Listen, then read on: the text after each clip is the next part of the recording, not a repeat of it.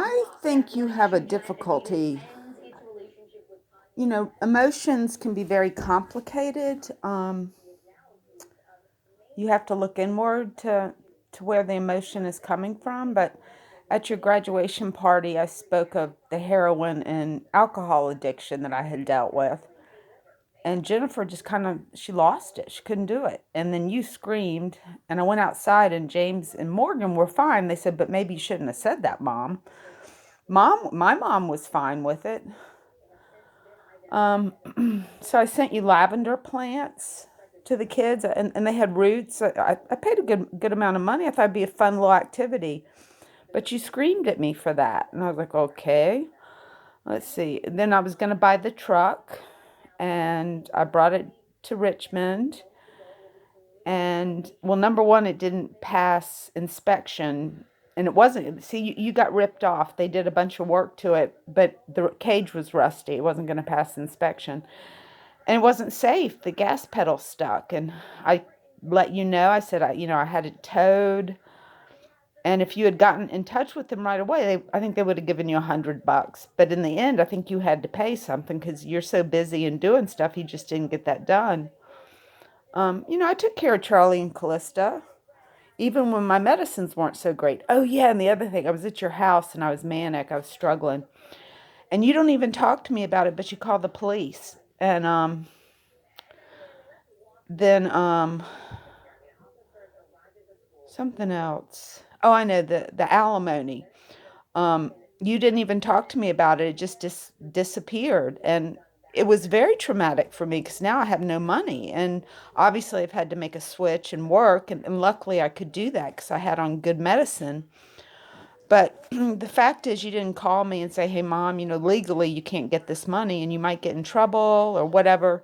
You know, you thought that maybe I was taking advantage of Jerry, but he took advantage of me by getting me pregnant when he said he was unmarried. He said he was divorced. I was like, number one, he lied about his finances, and number two, and he knew that. I mean, he knew he would try to make it up in other ways, but he had taken a great deal of my life to live in a lie with a relationship that was never going to work. And it was his issues, not mine, because I was honest. But I did lose my temper with him, but it was never with you kids. It was a little stressful living in a house with him with three kids, but I worked as a preschool teacher and everything. Um,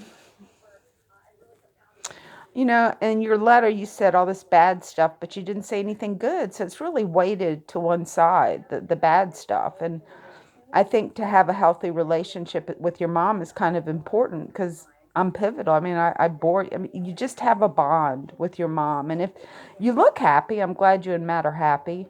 Um, but I truly think it's going to be a part of you that's missing if you can't figure out the complicated relationships in your life. And I had a complicated relationship with my mother.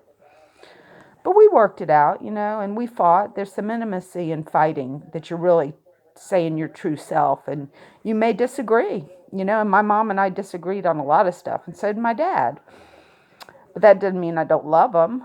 Um, but yeah, I miss Charlie and Callista. I think actually I'm good for them. I think they enjoy my company, and I think I love them. And even if I don't have a lot of money, just loving them is a gift. They feel it. They feel that I love them. And that's important. And I know they're missing out. And I don't want you to have to wait 20 years down the road and go, oh, I should have let mom see the kids. I don't want you to make that mistake. Matt's got issues. His mom and him and his dad. And, there's definitely family issues with Matt. And that's for you and he to work out. But, so you got issues. You had issues with Tim. I tried to explain to you. I said he's an alcoholic because he's mentally ill and he won't get help. But you still you couldn't look to the good side of him. And maybe you didn't see it, but I told you some of the good stuff about him. And, I'm working as an artist and I've been accepted at a museum. So, I mean, that means most likely I hope I get to build my school in the next couple of years. So I will have finances. And you guys will go, wow, look at my mom. She's a famous artist and she makes money and she helps us. And she knew what she was doing, but we were scared in the divorce because she didn't make it as an artist for several years. It took her, well, I started studying when I was 18 and I knew I wanted to be a good artist and be in museums and things like that. And I did it. I've done it. I'm there. It's just a step. I mean, there now I've got a whole other thing to work on in building the school, but um, you don't have to be embarrassed that people don't like me. You look at any artist, and there's going to be, if they're a good artist, there's going to be lots of people that don't like them. I mean, Paul de Pascali, my friend, and he put Arthur Ashe on monument. People would spit. They spit sometimes when I walk by. They don't like me, and they spit. That's just stupid bullshit. Don't care about that. I know you're like your father, Tim, and he would hide out. He didn't want to deal with stuff.